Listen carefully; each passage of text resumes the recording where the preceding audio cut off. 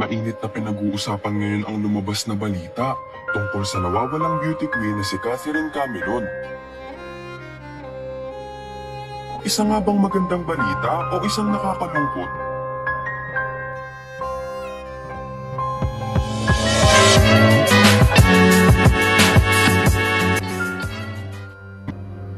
Lagpas na isang linggo nang may ulat ang nawawalang si Catherine. October 12 nang pumutok ang balita na hindi na ito nakauwi. Pero bago pala ito mangyari, may isang anggulo daw na lumabas kamakailan tungkol sa di umano'y pag-aaway nila ng kanyang kapatid na si Chinchin Camelon.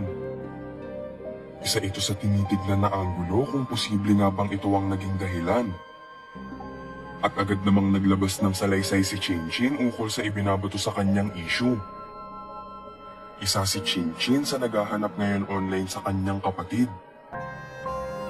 Mula noong hindi ito umuwi, ay agad na nag-post sa social media si Chin kaugnay sa pagkawala ni Catherine.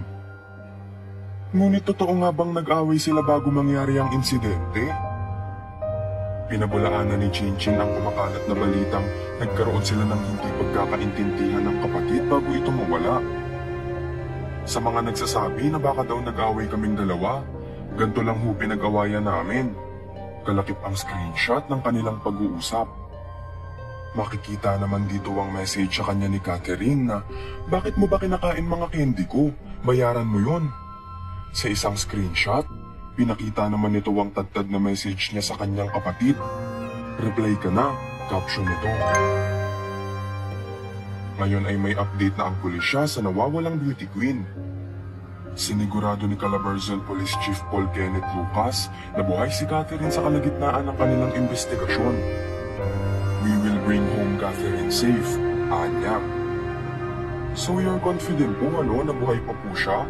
Where does your confidence came from?" tanong ng reporter. Sagot naman nito, "Dahil unang-una, may initial ng report, which I cannot detail kung ano yung natanggap naming report regarding sa investigation na ginagawa. We are very confident na itong si Miss Catherine ay buhay pa," pahayag ng police chief. Malaking tulong din daw ang CCTV kung saan nakita si Catherine sa isang mall.